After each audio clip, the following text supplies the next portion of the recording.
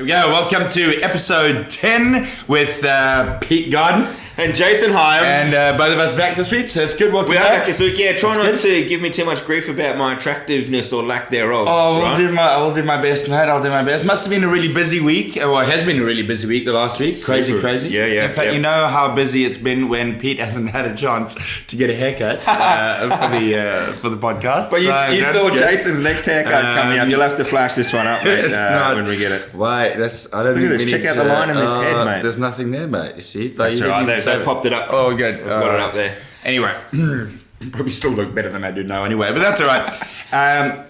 So, yeah, we had the bye and now back in. What's been happening in the competition? Let's look at jump straight into ladders. So, the 12's ladder there. So, we've got round 9 coming up, but off the back of round 8, Brighton, Old Collegians and Onkaparinga still occupying the top 3 spots there.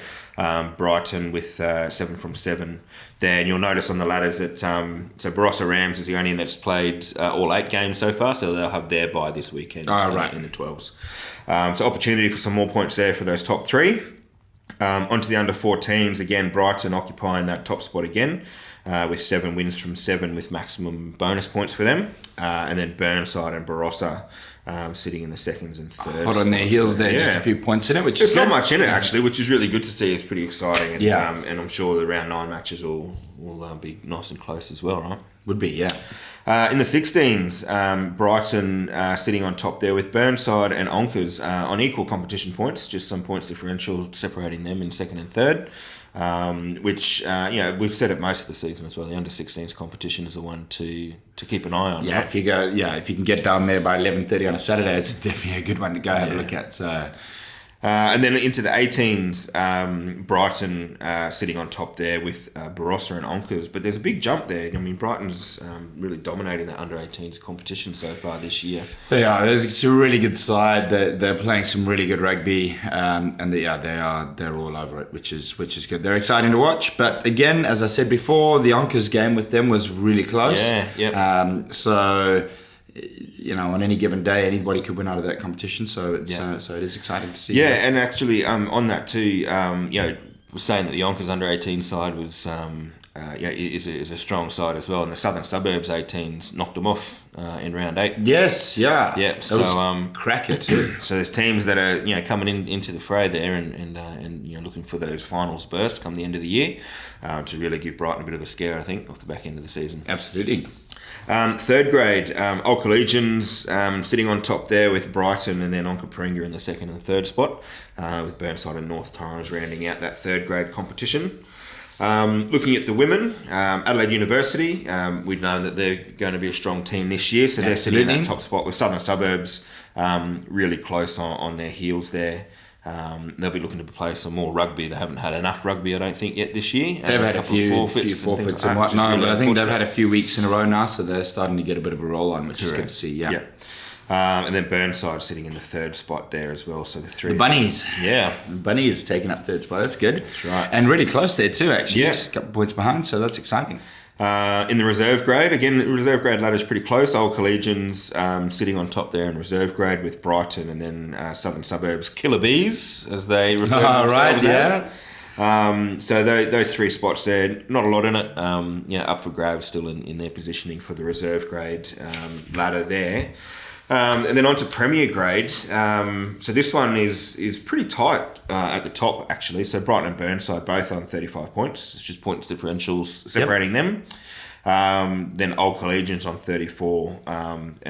But just below that is Southern Suburbs and then Onkers in the 4th and 5th spot. So as most people will be aware, and there's a video you can go back to and have a look at in terms of the draw and what we're doing for the last 6 rounds of the year. So Rory and I will be really busy on Sunday this week after the results from Saturday. To be drafting out that draw for the next 6 rounds, and we'll have a CAG meeting on next Monday night to bed that down and lock it in.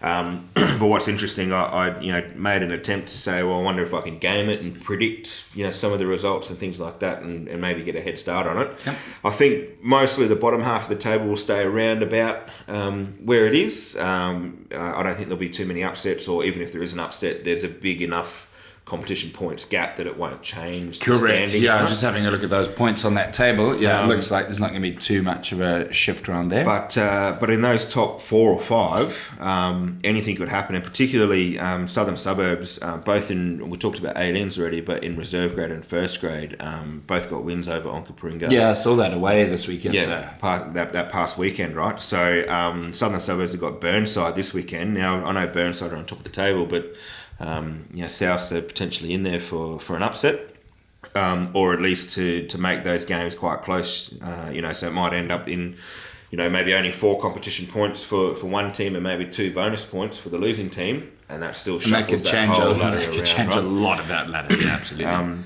So yeah, which is exciting. That's good problems to have, right? We want a competitive. Very much. So we don't want it to be predictable and everybody knowing what's going to happen going into the weekend and whatever have you.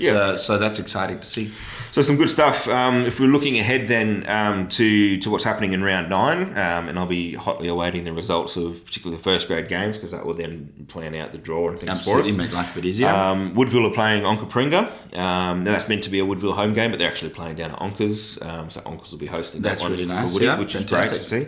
Barossa and Port, that's a live stream match. That's up at Linddock. Oh, great. It'll be up there, so hopefully the weather is something like it is outside at the moment. Beautiful, sunny, clear. It's going to be... And not raining sideways. But, which, can make life a bit difficult. Although they've fixed the drainage up there at Barossa. Yeah, it's been pretty good. So even when it rains nowadays, it's not as bad as it used to be a few years ago. Yeah. So now it's more of a... Well, I suppose less of an experience, because true. It's nothing like 4 inches of mud, to be playing in, which is fun. I'm slow enough as it is, mate. Let alone running through. That's why it's so good for us, mate. You get those outside wingers, they can't run away, which is awesome. Excellent. Although they just run along the top of the mud, they don't actually sink into it. True. Anyway. Old Collegians and Adelaide Uni, down at Old Coles at Tregenza, Southern Suburbs and Burnside. So I think that'll be a match to take a look at. South's at home as well.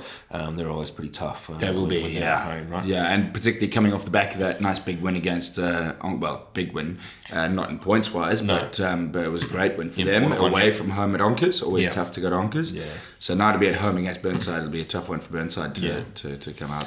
And then Brighton are hosting Elizabeth. Correct. Making the trip down to Brighton Oval there. So it'll be a good one, So we'll go late into the evening. Obviously, Brighton got the one pitch, but that's really nice. So we can actually go into the evening, play some evening games, which is cool. Play under some lights. Good. Looking forward to that. Yeah, nice one. So that's our competition. Hotly anticipating what's going to be happening next week. Let me do a little Jason paper shuffle here from last week. There's a nice little trick I learned from there. Yeah. Cool. So. Is it upside down, sideways, or keep it tidy, man. It's just there so you can read it while you're going and make sure everything's. Usually you need to hold it here, though, don't you? So you've got your glasses on. My glasses on today, mate, so I can see. So that's fair. No problem. So over the last week or so, you had Jess in. It was good to see Jess come down for a chat with from Physio Fit. Yes, is that right? Yeah, last week that was good. Some advice around some injury prevention and things like that, which was great. And we were busy. In fact, you were up at Mount Gambier the back end of last week. We had Gold-Blooded Tour that came right through the South Australian countryside and things as well. That was really exciting. Have the World Cup come through, a bunch of ex-Wallabies, a few World Cup winning Wallabies too, which was fantastic to see. And just such a great environment around them and a great reception from everyone who we spent time with. So thank you to everybody who came out. I'm sure you guys really enjoyed it. We had a bunch of really good photos and things go out from the week and the hashtag Rooster Community. So I think we'll have a look at those a bit later. We'll jump back on that in a second. But let's do fantastic. Let's do the hashtag Ask Rooster. Hashtag? Yeah. Ask Rooster. All right, so hashtag Ask comments Rooster. Here, have you got the questions there? There we go, mate. We decided we were going to go through... Let's start with Chinning Tatum. Here we go. Another one from Chinning. Actually. Yeah. Chinning's, I'm sending it through, so thank you guys. That's good. Let's put it here. Are there any... On you go. You do it. Are there any new clubs on the horizon in the next 5 years, junior through men's and women's? Yeah. Okay. Do you want to touch on that one, mate? Yeah, sure. There's not a 5-year plan that says we will have a club in this particular location in the next 5 years. Definitely opportunities which are arising. We've seen some good activity happening in the Adelaide Hills region. Very much so, with Hills Rugby. Mount Barker. Yep. So they're still doing their trainings every Sunday at Cornerstone College. if anybody's in that region there, go out and visit them and have a look and be a part of that. Absolutely. Even if you're involved in another club at the moment, go out, get involved, add some numbers there, and get that energy going and grow that game a bit up there. Yeah. And there's been opportunities that have poked their heads up in the Riverland area, a little bit off the back of Gold Blooded Tour around Port Augusta area and things too. Some good interest down in Mount Gambier at the end of last week as well. So there's interesting things there, but what we're also conscious of is that we've got 11 clubs in the Adelaide Metro, or 11 existing clubs that are competing in the competitions, and we've got limited time and people resource and even financial resource and things like that, so it becomes that balancing act of where do those opportunities exist outside of our existing competition that we want to try and leverage versus let's make sure that our existing clubs and things are getting the right support that they need to be the best clubs that they can be, so we've got a really full and flourishing competition. So no straight answer on definitely where there's going to be the next club, but as I said, there's some work starting to happen around I think also once we've got 11 clubs that have got under sixes through to senior men and are competing week in, week out, then we can go, okay, well, let's look at growing 2 more clubs, one up this way and one down that way, or whatever it is, and spreading those resources. But for now, it's about our existing clubs and making sure that they get the support that they need. Yeah, and that very well may change with the change in resources in terms of people or money or time and things like that as well, if those opportunities come up. And that kind of touch on the Bargesi 75 and the any plans to expand the game in regional cities. So really touches on that as well, doesn't it? Covers off on that question. So correct. That's an easy one. Darcy Mulrooney, what's the highlight of your rugby life? Highlight of your rugby life, Pete? What's look, I'll try to give some thought into this one. I don't think there's any one particular moment that I can pick there. From a playing perspective, there's always the things like first tries or important wins, a couple of grand final wins amongst there with different groups of people, opportunity to play overseas. But then from a more holistic perspective, there's I've found it really rewarding in some of the pathways programs I've been a part of, and seeing some of those players develop and develop into fantastic South Australian players, but also have taken a stab and gone into state or taken some of those opportunities and things like that too, and then seeing my young girl sort of start playing rugby and things as well, right? So there's a lot of things which I find really rewarding. Getting the opportunity to work with Rugby Union SA and work with all the clubs, I feel really fortunate in all of those highlights from my rugby life. What about you? Oh, it's tough to come back off of that answer, come on, mate. Actually, put me on the spot there, if you will. Should let you go first. Then I could just be like, that's done. Yeah, you Pete, and then you can make me look bad afterwards. Stop it. But I think we'll work really hard, particularly as young players, to aspire to be something. I was very fortunate to make certain teams, and I think teams? Come on. Running out onto which one? Stormers was it? No, mate. Sharks? Stormers, no. I can't say I would have liked the Sharks. We kind of Lions. Lions. Yeah, but I think running out onto Ellis Park the first time was a really emotional experience for me. Yeah. Particularly because it was only a couple of years after South Africa won the World Cup at Ellis Park, and that was a massive thing for me. But then also I still remember the first try that I scored in my first game of rugby as a 7-year-old or however little I was back then, playing barefoot and who knows, in the frost on a Saturday morning, and that's a really powerful memory for me. I suppose two sides of that coin, but then there's other things like a first premiership that you coach to, or a first competition that you coach to as well. Really does stick. So those are all powerful memories as well. But that's a tough one to pick. One memory is, as you say, is really difficult. What else we got? Ryan Barlow. So Ryan Barlow, one of our young state rep players. Yep. Who is your favourite for the first grade flag? Why don't you go first? I think look, it's not just because I used to play there, but I think Old Coles, they're incredibly slick. Seem to have a great idea and understanding of each other's playing abilities. Not saying that their side doesn't have weaknesses, but I do think that if they click, they're going to be incredibly difficult to stop on match day, and in the finals. And as they get to sync it a little bit better, they're going to be very, very difficult to beat. They play a very expansive, very quick game. So if you can, you're not only going to deal with that, but then they can move that ball pretty quickly too, and they got some legs on the outside. Some of the boys can move. So from that's my vote. So and I think we've talked about it. I think that Old Collegians are probably up there as part of the benchmark. Look, I mean, Brighton are playing very, very well as well. Absolutely. And having said that, I haven't seen much of Brighton this year yet. So we'll see. Burnside are as strong as ever. Absolutely. And Onkaparinga and South are making a really strong charge as well. So difficult to say, which I think is a good thing. I wouldn't want to be halfway through the season to say, oh look, these guys are going to win the grand final. Yeah. Right. So it's good stuff to have. Awesome. What do we got? Enre. Nice to hear from you, Enre, in sunny Queensland. Asking if is Brighton still the best team in SA? Well, I think arguably Brighton have gotten better since Henry left. Oh, without doubt. Yeah, 100%. Without doubt. I think they took a good 15-20% jump in talent at least. Yeah, that's right. And good looks too, right? I was going to say, there's definitely more hair growth in their team. Henry, we miss you, mate. We do. Are they still the best team? What makes them the best at what? I don't know.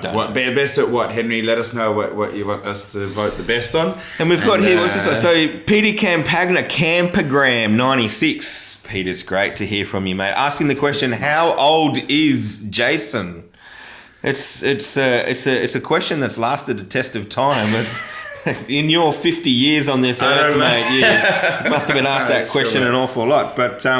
But look, I went and did some research, right, to try and see if Facebook when existed when what did we say? No, 2003 or 4? 2002. Something like that. Started, so I went back, through your Facebook posts and things like that. Of course you did. And there's no photos of you under about sort of 25, right? If he brings up any, I'm looking over your shoulder here. If he brings up any of these photos, those are not real photos. These are all completely photoshopped with the blonde cornrows, mate. This is 100% real. Look at you, got such a serious face, mate. Now look at that mandibles. Not okay. Holy smokes. Then I found this one. Is this you being an angry teacher? Yeah, that's me as a school teacher. Yeah. Wow. This was a nice one. That must have been taken in class by a student. Probably. To find out who that is. Give him detention. And this one here in your in the nice tie, the black and white. I think it was a photo. It was a mate's wedding. It adds a softness though to your features and things too, right? That black and white is really nice, and that sort of pensive look there. Yeah. But, I mean, young or old, I mean, you can't really say, right? And this one here, this is one of my favourites, mate. Oh, he's gone there, hasn't he? Your biceps are bigger than your head in this photo, mate. What is happening? That Cancer Shave-a-thon day, shave your head, spray the colour. So that it's a good cause that day. Did you have to cut your sleeves off your t-shirt on that one because it just wouldn't fit in there? It's just a warm day, right? It's a warm day. I can't. This guy, hey?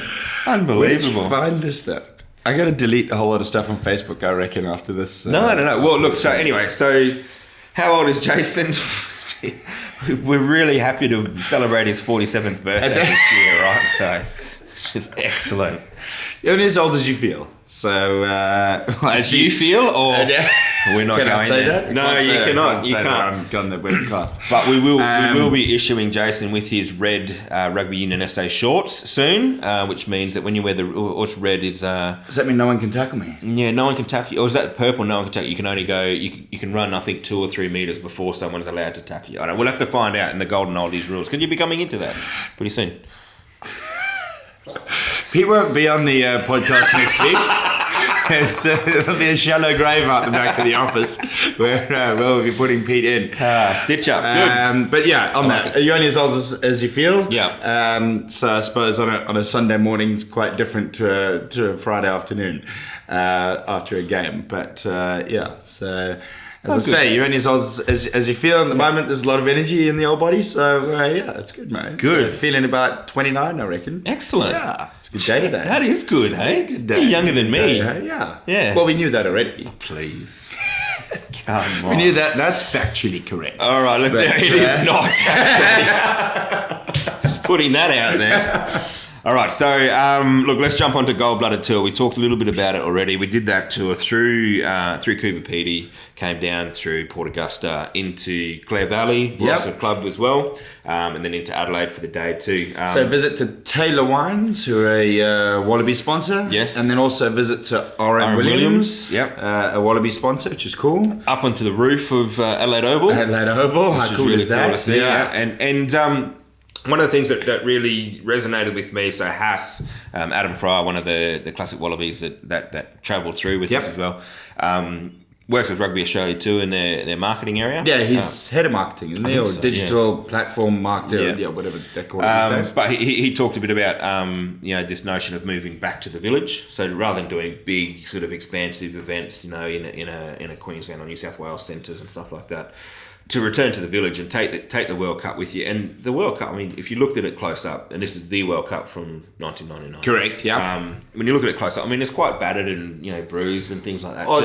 It's visited around the place a bit, hasn't it? I mean, players are not gentle. The number of beaming faces I saw from, young kids, 7, 8, sort of 10, who are holding the World Cup aloft above their head and asking them, do you think one day you might be holding the World Cup? Like fantastic big smiles, and it's far better to have that cup out and being handed around in a tangible thing for people to feel and be a part of than sitting in a cupboard somewhere that's locked up in a box, right? Absolutely. Well, I mean, it does spend a lot of time locked up in that little silver sort of protective box. Yeah. But yeah, I mean, how much better to have, as you say, those experiences for young people than wasting it in a glass cabinet somewhere in Sydney where nobody ever really looks at it very much. So it was unreal. And then out of Adelaide, obviously up to Mount Gambier, and you had some great experiences up there with kids out at Mount Gambier in their AFL jerseys. But so good running around in their sleeveless stuff and really getting stuck in. Matty Cobain, I have to pick him out to as one of the guys. Just fantastic. He jumped straight in and did some really good coaching stuff with the guys, and they just like a bunch of kids that really got stuck in and motivated and enjoyed having a great day out there with some legendary rugby men. And off the back of that, looks like there's some interest there in playing some rugby and doing some touring to Adelaide. So awesome. That's really, really exciting from that perspective. And a big thank you to Rugby Australia, to Izzy. Izzy Stilton. Still in. Yep. Got that wrong. He's still in the full 61 days right around Haas, the country, right? Yeah. Haas was great. Hux, DK, and Labby. I didn't get to see them much, but and then Matty Cobain, fantastic, wonderful job you guys did. Really appreciate it. The effect in our community. In fact, take some pictures, show your support, show your thanks, hashtag Rooster Community. We've got some photos, I think, of some of the hashtag Rooster Community as well. So hashtag Rooster Community, but some of this was from Gold Blooded Tour as well. In fact, we'll throw those pictures up while I say this quickly. There was, I think, from Rugby Australia, top end management, like 61-day tour around the country, flying people in and out, driving around the place, accommodation, covering all those costs is massively expensive, hugely expensive, and to have some kind of feedback. Obviously, it's difficult to measure what kind of effect that has, or if it has any kind of effect. And we can sit here from an office perspective and go, it was great, and we experienced this and that with people out there. But those of you out there, if it was something that you appreciated and felt had value, please, shoot us emails or hashtag Rooster Community bits and pieces. Because the more feedback we can give to them, the more of this kind of stuff Rugby Australia will invest in, because it's something that has value. So this is a conversation I had with Has on our last night, where if we can show great appreciation and value in this kind of stuff happening, we'll see more of it. Otherwise, you know, if Rugby Australia don't see a value in it, then obviously, I mean, we know how tight resources are around rugby. So, yeah, cool. Absolutely. But, enjoy round 9. We'll be seeing you for round 10 next week with the draw for the second part of the year as well. Enjoy yourselves. Stay safe. See you then. Take care.